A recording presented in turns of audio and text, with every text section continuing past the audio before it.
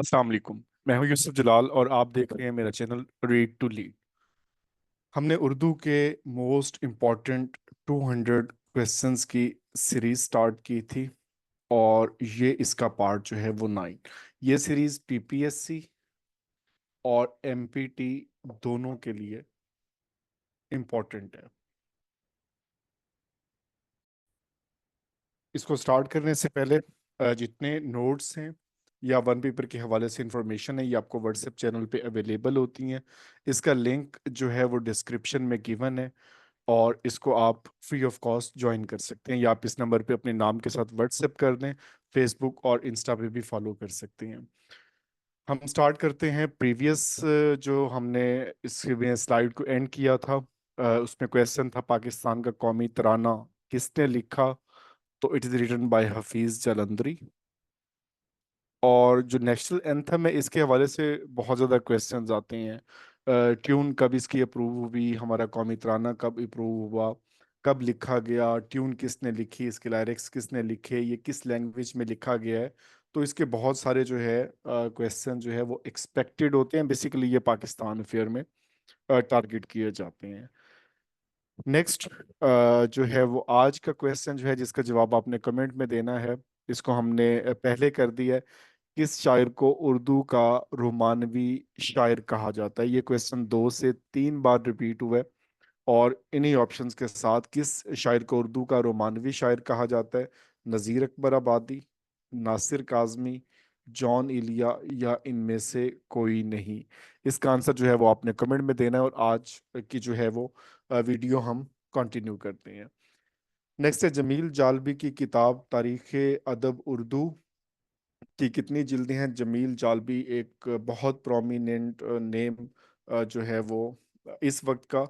इन्होंने जो है वो 4 जिल्दें लिखी। बहुत ही कॉम्प्रिहेंसिव और बहुत ही प्रोमिनेंट काम इनका उर्दू लिटरेचर के हवाले से। नेक्स्ट है खुदा की बस्ती किसकी तहरीर है। जो हमारे पास तसानीफ होते हैं इनके क्वेश्चंस बहुत ज़्यादा टारगेट होते हैं। तो खुदा की बस्ती ये नावल है बेसिकली इसकी जो सिन्फ है और it is written by Shaukat Siddiqui option A. Maulvi Abdul हक बाबाए उर्दू नसीम हिजाजी इनके जो है वो हिस्टोरिकल फिक्शन जिसमें मोहम्मद बिन कासिम है या शाहीन है या इस तरह के जो इनके नावल है उनको लाजमी एक बार गो थ्रू कर लें। नेक्स्ट है गुरेज किस सिन्फ का जुज्व है। तो ये बेसिकली कसीदे का जुज्व है, सी ऑप्शन। और कसीदे के जो है वो 4 इसमें होते हैं और इसका जो थर्ड नंबर 1 वाला है वो ग्रेस। और इसकी डेफिनेशन आप पढ़ना चाहें बाकी चीज़ें देखना चाहें तो आप इसमें जो है वो लाजमी इसको सर्च आउट कर सकते हैं।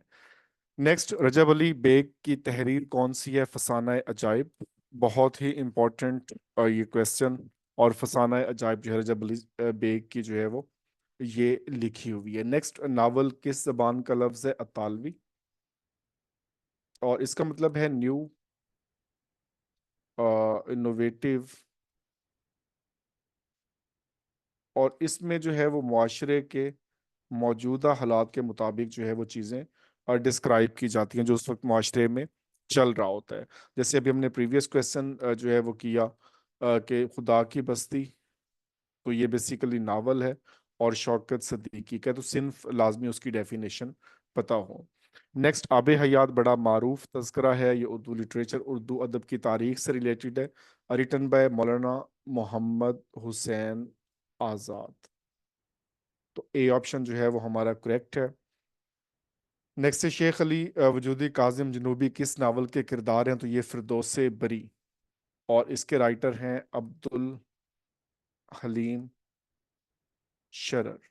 तो ये भी जो है वो सिर्फ इसकी नावल है, ये भी लाजमी याद रखना है।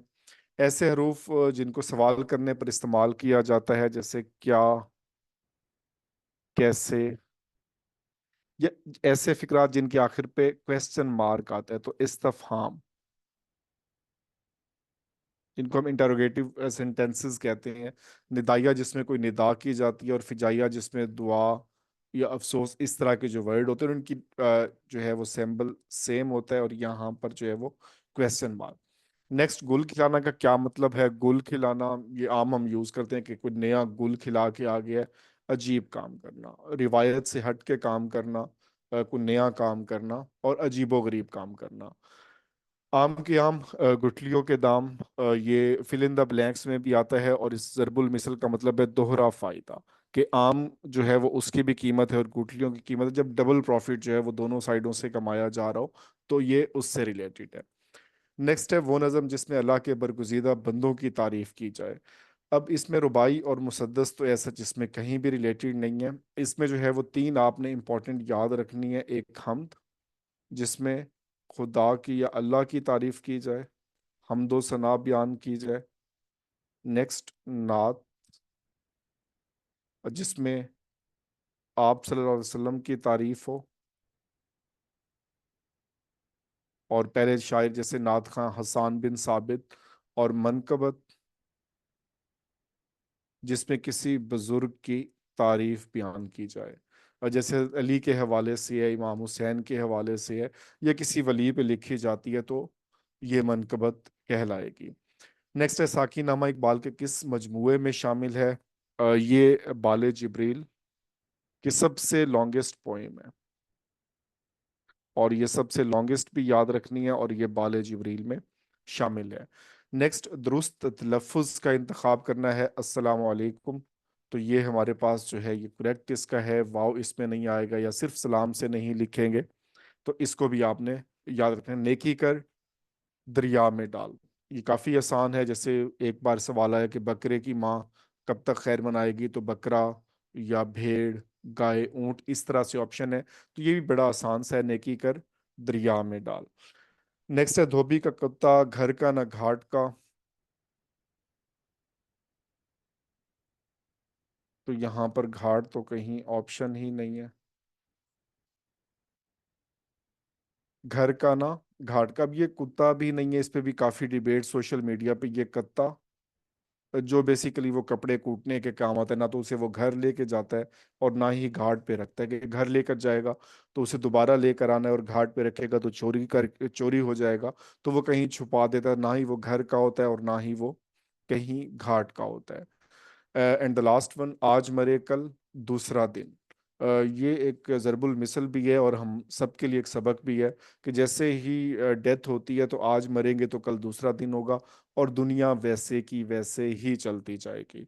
इसमें कोई करेक्शन हो या मज़ीद अगर आपके कोई क्वेश्चन हो तो आप इसमें कमेंट कर सकते हैं। लाइक और सब्सक्राइब लाजमी कीजिए। अपना ख्याल रखिए। अल्लाह हाफिज़।